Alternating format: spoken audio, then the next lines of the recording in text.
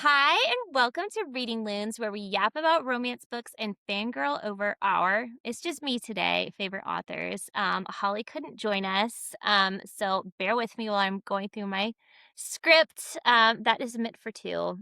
I am Jordan, and today I am chatting with Gregory Ashe and CS Poe, two of my favorite queer mystery and suspense authors. Ash is most well known for his extensive shared world series, The Hazardverse, and you might know Poe from her Memento Mori series. Welcome and thank you for joining me.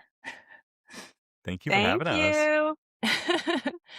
Okay, so we've been before we start talking, going around and telling what we are currently reading. So who wants to go first? So I I know always have you've been fiction. reading. I always have fiction and nonfiction going on at the same Okay. time. Love So in that. fiction, I've been plowing through Logan Sage Adams, did Yes. Across the Living Infinite, Ours and Immortality. I just finished Resilience on Canvas, which I fucking love so much. It's And amazing. I just got the book that's set during the Chicago World's Fair. So I just got it like the other night. Um, But in the nonfiction world, I've been reading some New York City crime books, but more contemporary crimes, Mm. like Ooh. Italian mafia stuff in like the 70s and 80s. Oh, One of cool. them is called Hitmen, and it's about the Purple Gang from East Harlem. And another one is called Blood in the Badge, which was about two crooked cops. Is this Ooh. research or is this just for Yeah, fun? they're on my desk right now being read. Oh, oh, oh my. Okay. I have been reading, man, I'm like halfway through A Wizard of Earthsea by Ursula Le Guin from, Ooh. Oh, okay. yeah, so I had read it probably 20 years ago and decided I wanted to read it again. So I'm really enjoying that.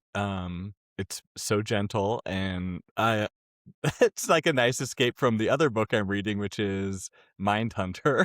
So like all the Oh, serial that kill. book. Yeah. I read that alone in my house and Yeah. like couldn't get off my couch. Yeah. Yeah. Well, yes, exactly. And I read another one by him right before this, like The Killer Across the Table. So it's like the second one in a row.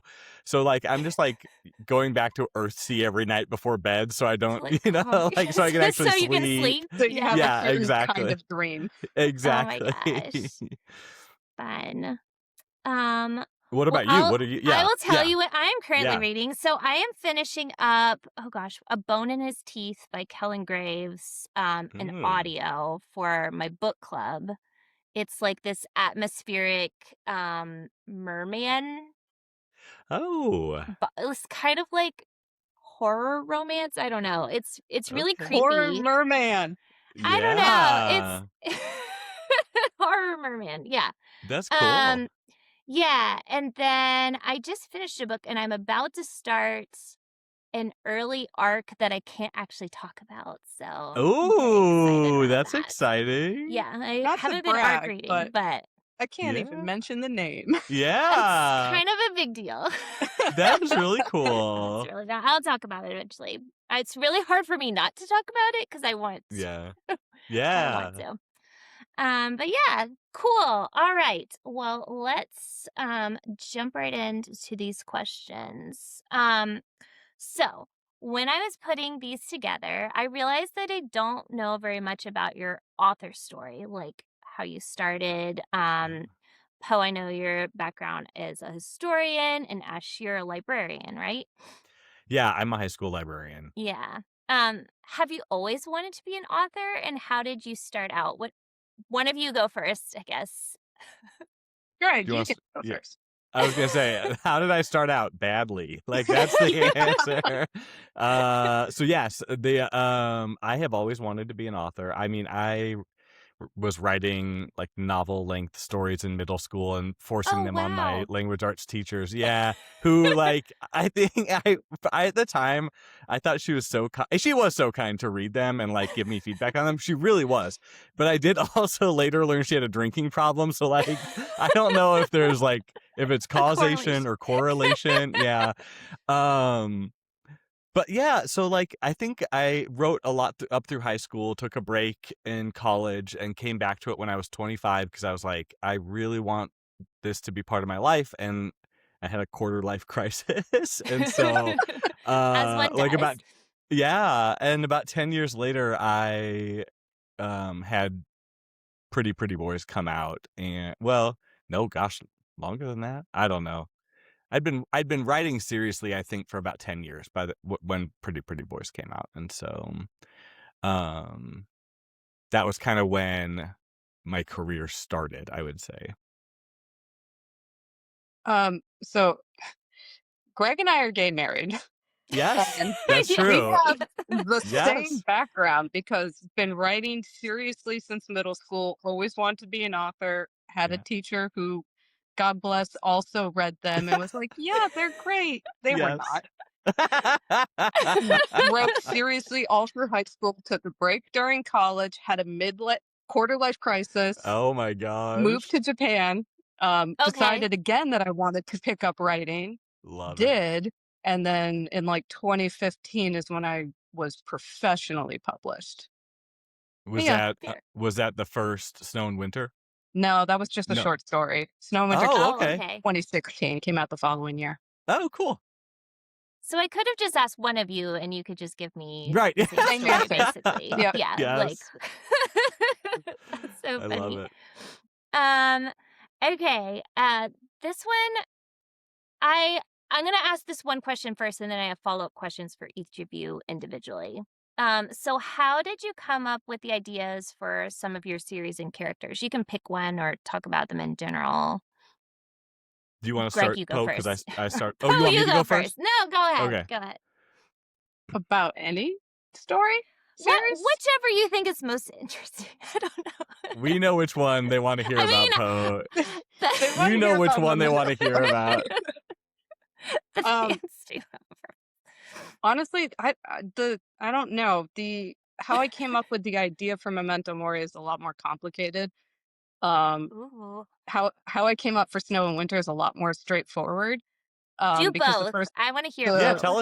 tell us both, yeah. the first book of Snow and Winter is based on a long lost copy of Edgar Allan Poe's early poems, and that's based on reality. When I was trying to kind of come up with what Sebastian's antique store was about, they there was in the news that this woman had found like a lost 13th copy, like in her attic or something. Like, Okay. and there was only a handful of these ever published, and they had only thought that X amount survived, and then this woman found a copy, and it was really big news in the antique world, and I was like, "Ooh, maybe That's that's it," and cool. I just kinda ran with that, and there was many versions of that book, but that was the one that actually worked, and then I was like, "Oh, it's like curiosities, like, they're real antiques, but he deals with, like, weird stuff." Um, and it just kinda blew up from there.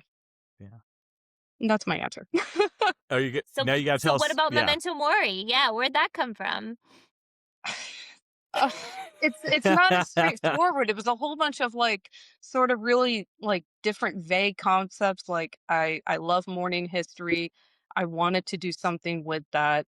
I read, an interview with this woman who has HSAM Uh-huh. and talking about how one of her worst memories is, her friend who had passed away, and it happened after her condition started, so she can't think about it because she keeps reliving her friend dying, Mm. and, how tragic that was, and I mean, that kinda lingered with me for weeks, just wondering what that would be like.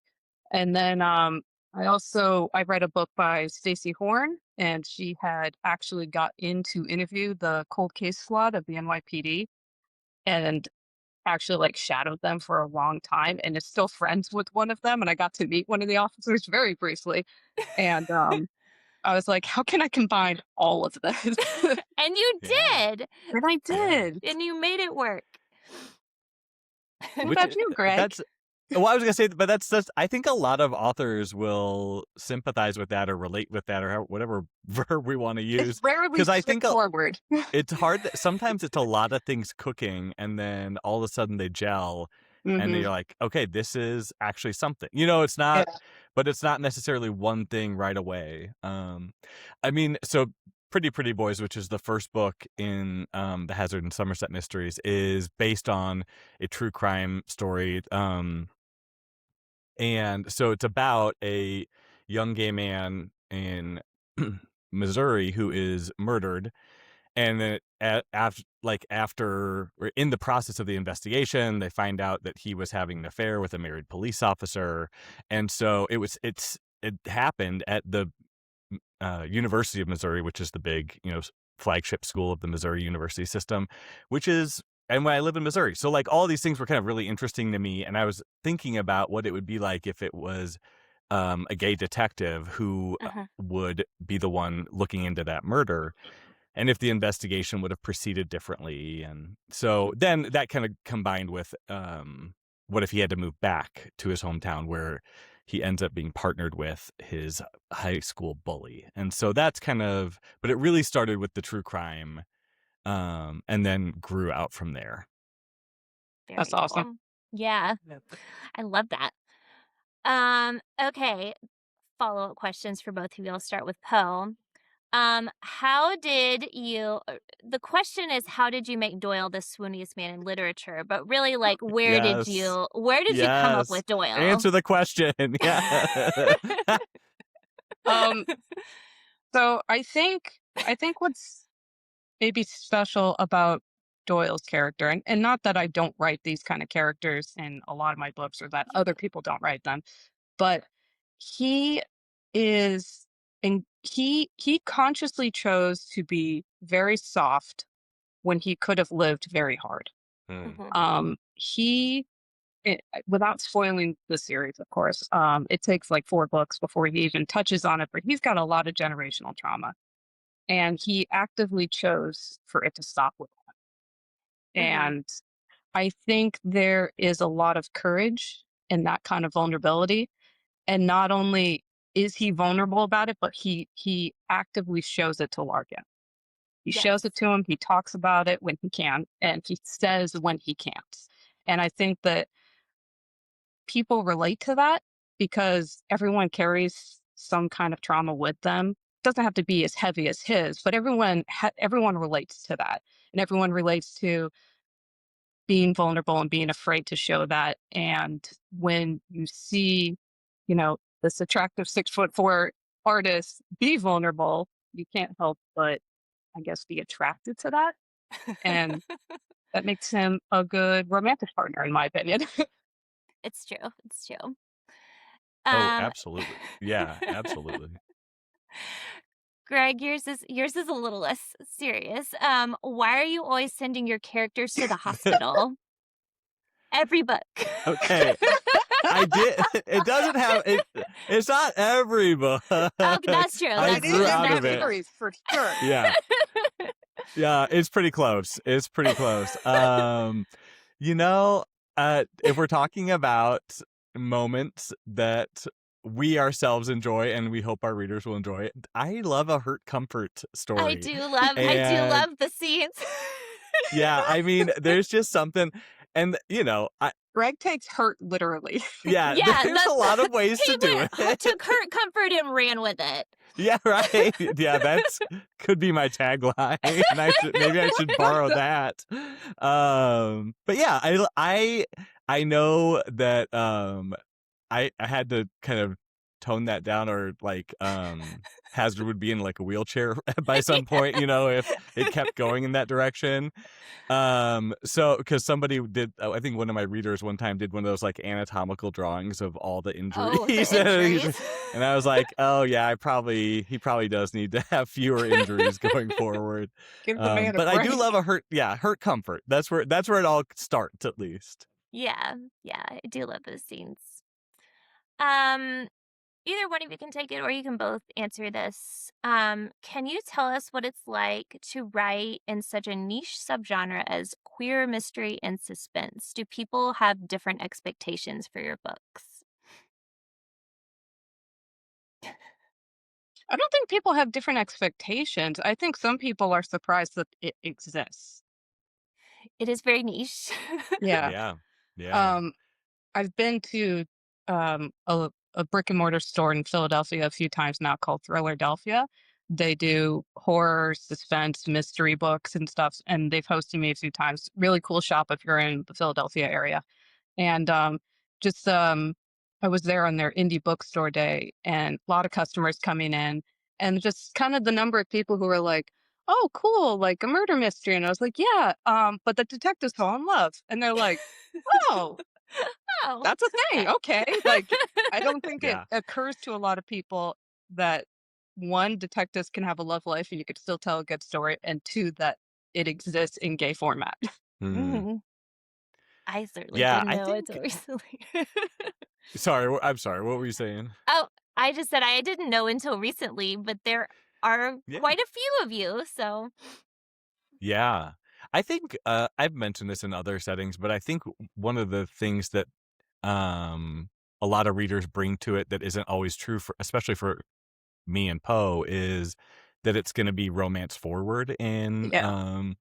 these books, and that, in fact, it's probably gonna be, like, sex forward, like on page sex forward. And Yeah. yeah. not we both have written our fair share of sex scenes, some of them together, which is an Which is always experience. fun. Yeah.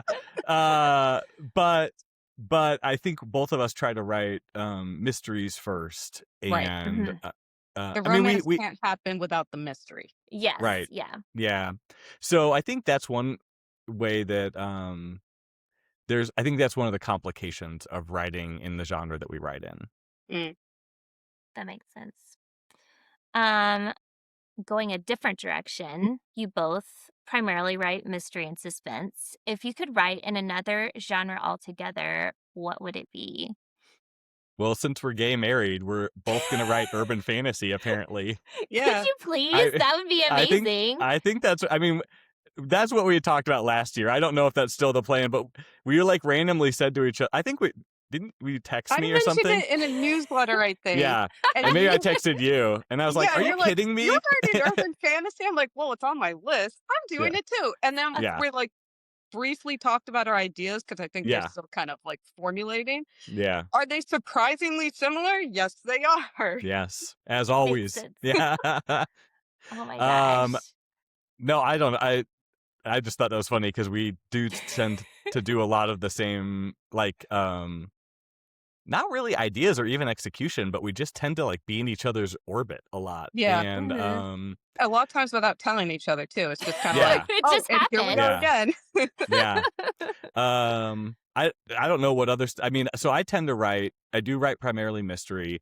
I have a few contemporary romances that are, spin-offs from they're like, within that Hazard verse Mhm. universe that, It's on I my have. upcoming TBR. Oh, yay! Oh, thanks. Yeah.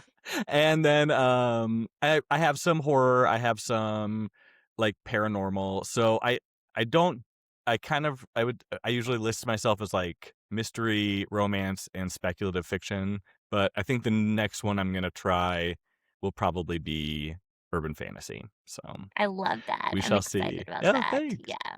Thanks. What about you? Same answer. I knew it. Why I not? My love it. my author bio is mystery, romance, and spec fic. Like, Yeah, yeah, I know. I mean, I love steampunk, but that's just like basically historical urban fantasy. So, Yes, Right. yeah. I was yeah. gonna say, yeah, you've already written sort of an urban fantasy, so Yeah. Mhm. yeah. Mhm. Um, okay. This is a question we keep asking authors because I think this is very interesting. Can you talk about the difference between what you want to write and what's marketable? What you can actually like get people to read, I guess. Hmm. So I tend to just write whatever I wanna write. Like, Yeah. still have a You day don't care job, and I about don't this. rely on well, I it's not that I don't care about it, but it's that, it's more like it's, like, really fortuitous when those things align, and Mhm. so, for example, I think I really lucked out that I was interested in writing a cozy, series when cozy is having a moment, and Yeah. that worked out really well for me, and that was awesome. Yeah, it was good Um timing. yeah, now the next project that I want to write, like urban fantasy is not having a moment, and But that you doesn't wanna mean it write doesn't it, have so its you're gonna do dedicated it. readership. Yeah, and I think one of the advantages to being an indie author is that you get to do that with way lower risk than a traditional publisher. Like they are making these huge gambles that one of the 500 books that they publish are going to sell 30,000, 40,000, 50,000 copies, and everything else is going to sell like 6 copies. And for Poe and me, we have a pretty good idea of what our books are going to sell within like some parameters, and they're not usually in those numbers, but they're for indie authors, they're like what we I don't know, anticipate. What am Yeah, I trying to yeah. say here, Poe? Like, I mean, we have a readership that wants to read It's stories that livable we tell. income for me. I mean, I'm a Yeah, full-time author and I live in right. New York City and it pays the bills, so I'm lucky Yeah, in that sense. But like Greg, I don't care what's popular in the market. I'm just gonna write what I want to write. Because I think if you're that passionate about it, not only are people gonna see the difference versus I wrote this because XYZ is popular, yeah, and I wrote this because this is what I wanted to write. And I feel like just not that you can't be passionate about writing something for market, because there is right, good stuff that people wrote right. because it was popular. But this is, I put my blood, sweat, and tears into this because that's what I wanted. And Yeah, frankly, it stands out because it's the antithesis of the market. So yeah. I guess in some regards that works to your advantage. Well, Mhm. and like maybe just to build on that, like I do think, I mean, so right, AI has made it so that anybody can churn out a book to market, right? And Yeah. they can churn out 200 a year, like that romance Mm. author the New York Times profiled. So it's not I don't think writing to market necessarily does anyone a service at this point unless you're already excited about it and you want to do that. I think, people are looking to connect with real human beings who have real minds, who have passions. I mean, like if you went to a traditional publisher and you're like, I'm going to write a book about Victorian mourning culture, and one of them is a cold case detective, like the editor would look at you and be like, well, no, I want romanticy. And it Mhm. needs to be, Where's Absolutely. the and he hockey probably in needs to that? be mean to her. Yeah, Where's well, the dragon shifter? and Where's the to dragon that point, shifter? like I had a reader. Yeah, I mean, to that point, I had a reader email me, in January, I think, and it was like one line, and it just said, "When's your next book coming out? Please don't let it be a hockey romance." And like that was like the peak of heated rivalry, just Yes. because. And I only mention it because there are people that are like, whatever is having a moment is not my There, thing. So yeah, where do Yeah. I find, who's going to give me my thing that I'm excited about? So yeah. Mhm. yeah. Yeah. You have to hunt around a little I bit, did but respond to that they're email and there. say, "No worries. It's not. There will be It no is not. hockey. Yeah, Rachel Reed has nothing to fear from me. Like That there's, that email was from me. it was from. I'm Oh kidding. my Cut that. god. Cut that. Yeah, cut that. Oh my gosh. Okay. So now I have more individual questions for you. So we'll start with Greg. The Hazardverse is so vast with many overlapping lapping plot lines and character crossovers. Even Poe's characters show up in Yeah, your books. she's been very gracious about that. Yes, How do you yes. keep track of everything? Because I can't, and I'm like I actively can't reading them, either. and I'm like, I don't know. Well, I will say I feel very grateful that I have some dedicated readers who are very kind and have put together some reading guides to try to like help people navigate all of this. And I can feel their existential angst when I do something new. And I'm like, I know your Canva page has to be redone now. I'm so They're like, sorry. they're Yeah. looking at I'm the like, board and they're like, I I gotta know. move Oh everything now. I'm no! like sweating and I'm like, they're going to kill me. um, but that being said, they're so kind about it, and now I will also admit I have to do a lot of rereading Control F in documents in the manuscripts, and like checking in with beta readers and other readers when I'm going back to series or like when I'm doing crossovers, because a lot of the time it's like There's so almost much. 80 books or something now. I just don't. Yeah, I feel so like half the time you're like, did Shaw really do that? Or did he talk about doing that yeah. while he was high? Did it You Yeah, actually know? or happen? yeah, right. That's Did something it? we need to get to the bottom to. I know, right? Well, as Poe knows, I like to say when I'm drafting, we'll just fix it in post, and then we keep going. That is not Poe's favorite method. Tis not. Tis It not. is not. So anyway, basically a lot of crowdsourcing and a lot of like I'm tremendously grateful to my readers who helped me with that.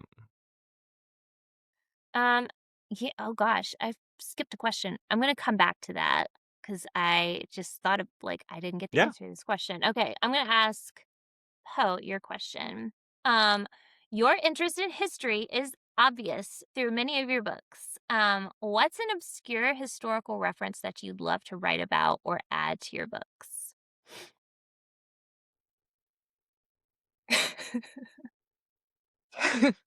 So a lot of things I'm thinking of, I actually put in books. Ooh. Because I kind of like if it's interesting, I'm like I You, can make you it got it. fit. Um, but there is something that I have not put anywhere yet, and I feel like a whole freaking book can be written around it. Did you Ooh. know that New York City almost had a pneumatic subway system instead of the Ooh. system that we have now that was going to be built like 30 years earlier, like 1870s, not 1902 when the subway opened, and that corruption at Tammany Hall is what stopped Ooh. it because like long story short, Boss Tweed was in with the guys who like the horse union, essentially, Yeah. because horses was the mode of transportation, carriages, Oh omnibuses. They didn't want Yeah. yeah. to be replaced by a new mode of transportation. So he shut down the pneumatic subway system and Whoa. they were only able to build like a block or so. And it was So it built does in secret. exist? It was built in secret. And since doesn't exist, but there's like, I think there's like just like a wall that remains that's inside a private building that like you can't Oh. see unless you live in the building. It's a whole thing. But there used to be almost a pneumatic subway system Oh, and This Boss this cool. Tweed shut it down and then Boss Tweed got arrested and died. So he ruined a yeah, good thing. He did. yeah, that does sound like a good book idea though. I look forward to reading that in the future. I'm sure that's gonna come up. I The feel like subway could starts that make it happening. into Magic and Steam or no? Like It could have, but I already established the L trains okay. being kind of historically Yeah, accurate. yeah. So Oh, sad day. just have to write Y- something else. Yeah, I love it. No objections. Yeah. Put it into the urban fantasy. Okay, so I meant to ask this earlier and I did not. Yes. Um, what are both of your writing styles? Are you a plotter or a pantser? And then as a follow-up, how do your writing styles work together when you co-write? I know a little bit about Poe, but I don't know about you, Greg. Greg, why don't you tell them your style? Yeah, I call it passive aggressive plotting.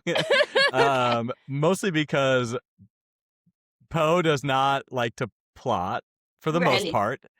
Okay. Just well wishes and a vibe. Yeah. Just vibes. That's right. And I at, at different points in my career and with different books have done anything from totally pants it to very rigorous outlines, but I tend to do more plotting. And so when we write together, sometimes I have a secret outline that I Yes, don't that tell he Poe doesn't tell you about about, which I until think is frankly for the best. But I did see last book's outline, and I'll tell you that I was white knuckling my way through that outline. but it won't happen that way on book 4. On book 4, we're just going in with vibes. Just all vibes. Yes. Yeah. It's amazing though if you're writing on vibes, how it like it doesn't feel like vibes. Like it feels Good. very Yeah. like I know vibes. I like don't yeah. Yeah, the ADHD hot mess is all behind the scenes. The finished product, I hope, is The power. finished product, yeah, you don't feel the vibes writing in there. Um Okay. These are some fun questions, and you can both answer. Both of you have some truly beloved characters in your books. Question one: which of your characters is most like you? Poe, you want to go first on that one? Part of me wants to say Larkin, but I'm just not smart. Um, I think I am as, like, maybe witty, but he can come up with it really fast when I in mean, you came reality, up it with it. took me 40 minutes to come up with that line. So, it's But not you did Larkin. come I up think with it. Yeah. it's actually it would still be Sebastian Snow from Snow and Winter. He's just, Okay. 35, I think, at the end of the series. He's 35, but he's 90 years old in his heart. He doesn't know fashion. He doesn't like people. He doesn't understand frappuccinos. Like, it's me. It's me. I love that. I love that. I think there's a lot of Emery Hazard that I wish I were more like. I probably am most like a mix of I have a series called The Lamb and the Lion with a wildlife veterinarian named Tiancum Leon, and he and I share a lot of similar traits. Existential dread, Yeah, existential dread, catastrophizing. trauma. Yeah, right, yes. Yeah, and then the other one that I'm probably most like is, my cozy mystery protagonist, Dashel Dawson Dane, who just wants to eat cake and take naps and not be bothered. It's the Who dream doesn't want life. that? Yeah, Yeah, every exactly, yeah. that's that's ideal. Okay, which of your characters would you most want to hang out with?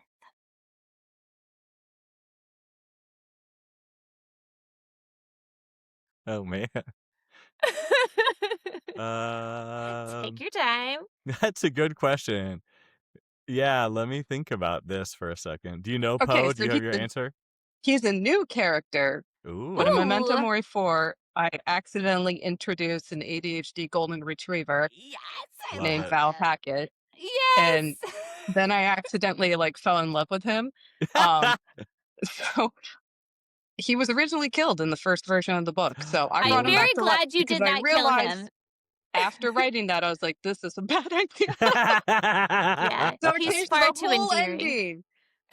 But I would wanna hang out with Val, and between the 2 of us, nothing would get accomplished. Someone's pants would be missing, and I would be really hungry because we forgot to eat, and we'd I have a love good that. time. And you'd have Yes, a very for good time. sure. Oh my gosh. I'll say Dash mostly because I think he would I'm very much a homebody. I think he would appreciate that.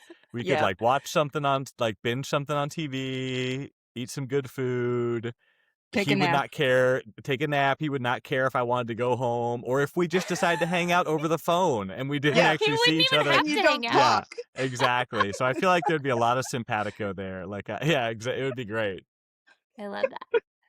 Okay, last one. Which of your characters was hardest to write?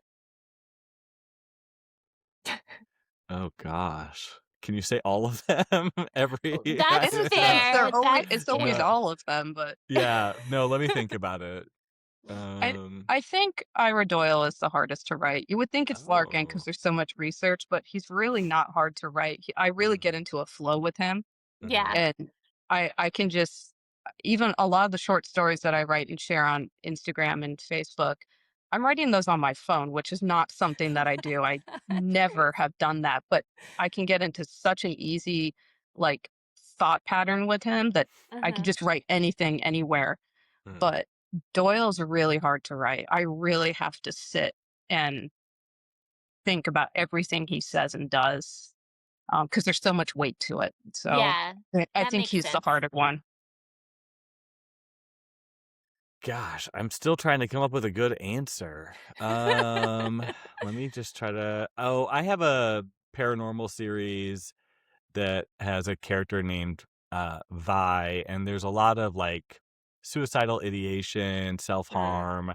I think like hard in the sense that it was just emotionally exhausting, and I by the time I'd written 3 of his books, I actually had to take a break because it was just such a bad headspace to be in, and so, yeah, in that sense of, like, just the emotional difficulty of writing, that's definitely who I would pick. that's fair. That's a good that's a good reason for it to be Yeah. hard to write. Okay. What is the coolest thing about being an author? Things you've gotten to do, accomplishments, just like what is cool about Oh, about man. writing? I mean, all of it's cool. All of it's cool. All of it's amazing. I It think just sometimes just like getting messages from people about anything, like, oh, I bought a map of New York City because I wanted to learn about the locations that you mentioned. That's Mhm, amazing. Or, mhm, you know, this helped me through, a really difficult time. Insert mhm, personal story I won't share here. And that's just like, holy shit, like that's some gravity that you realize yeah. how much, not how much power you have, but sort of like your pen is wielding something very important, and it can mhm. mean a lot to a lot of people.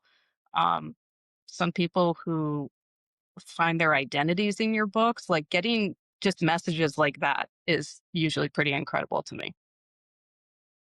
Yeah, I think something similar, like, there's like, on the one hand, like, I'm a big believer in this idea that, like, writing is how a lot of us figure out ourselves as well and, like, learn more about ourselves and discover and so, like, moments when I'm writing and I get into that flow state and, like, things come out that I don't anticipate, and it feels like it really is, like, that joy of creation, which is not all Mm. the time. Yeah. It's not even half the time, but, like, that's a really cool experience, and, like, the flip side of it is what Carol was talking about, like, this experience of getting to connect with other people, and, like, finding out what they brought to that story that Yeah. you ha did never could have imagined or never could have put in there, but that made it meaningful to them, and, like, discovering that everybody has read a slightly different book because of that, and you're Yeah. like it's just really, there is, like, something about it's, like, about as close to, like, telepathy as we'll probably get until AI takes us all over, but, Right. like, it's pretty remarkable to connect with people that way, and then to hear about it, as Carol was saying, Yeah. is awesome too, yeah. Oh, I will add, shout out to this reader. Um, they got a tattoo of a line from Memento Mori, Oh, which was like, Ooh. cool. I have God, heard I that hope from you a love lot that of book forever. Thank you. a lot of authors. Like, once you have people starting to get tattoos of lines from your books, that's a pretty big deal. That's awesome. Yeah, Um, that's very cool. Next question. Since there are so many queer books being adapted for TV and movies these days, which of your books would you like to see on screen? If I didn't say Memento Mori, people would hunt me down. I was So just gonna say, be careful, Poe. You should Memento probably Mori. say that, just I say, have a film degree. If anyone in the television industry is listening, reach out. I know how the process works. I'm open to Yeah. discussion. I know how to screenwrite. I know how to be a helicopter parent on set. So you're hit me ready. up. You're ready for it. I mean, I do think The Snow and Winters would also be great, but Memento Mori is cinematic in its own way, in a different way, and anyway, Yeah. so I'm voting for both of them.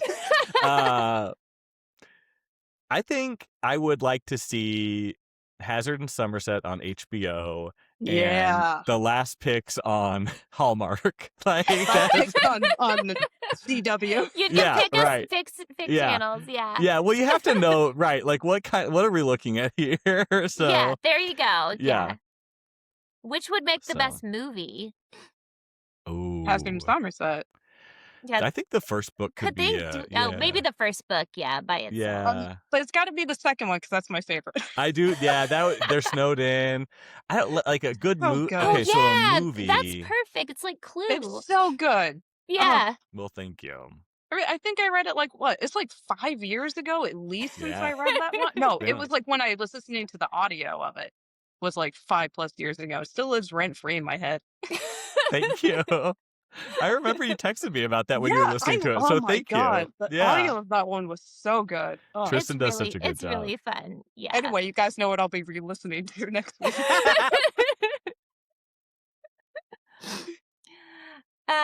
Okay, well, finished up with, what are you working on right now? What is next, for you?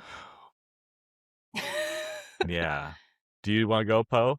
Oh, no, you, please. Well, I just finished, a draft of this, wildlife veterinarian mystery series of the final book in that series, so I'm kind of in transition right now, writing some flash fiction and bonus stuff. And so I think after this, I think the next big project will probably be the urban fantasy. And I'm excited about that. It's going to be something new and it'll be fun. And so we will see. The like shortest version of it would be like Slow Horses meets the Dresden Files. Like if you're familiar, so like all the supernatural rejects who got like pushed off to like this back office because they screwed up their jobs, I and then love they're the ones that have to actually save the world because this. so anyway, we'll Last see. Kicks, but urban fantasy. Yeah, right. Yeah, maybe that's a Yeah. better way. Yeah, right. No, fewer naps, I imagine, Yeah. but Fewer naps, more cursing. yeah, more cursing for sure. um yeah, Poe, what about you? Kind of hopping between um Astor Place Assault, fifth Memento Mori book, and the absolutely ridiculous Memento Mori alternate universe that somehow became a legitimate book. A whole thing. Yay. That is, It's like, so the coolest exciting. thing ever that you're doing Yes. that. We can shout out Leia for that one, who just wouldn't stop Yes. drawing them as high schoolers. Watching I that in love it. real time is, like, delightful. It's delightful for me too. I'm like the days where I'm just like, I don't know what to write. I don't want to write the And then a main piece of project that art I'm pops working up. on, and then God forbid somebody is just like scratching my brain. I'm like, oh yeah, well, challenge accepted. Here's Oh my gosh. All right. Well, thank you both so much for joining me today. Check back possibly next week. I'm not sure. We don't You're my last scheduled interview right now, but check Oh, back on for more yapping about books on Reading Loons. Bye. bye.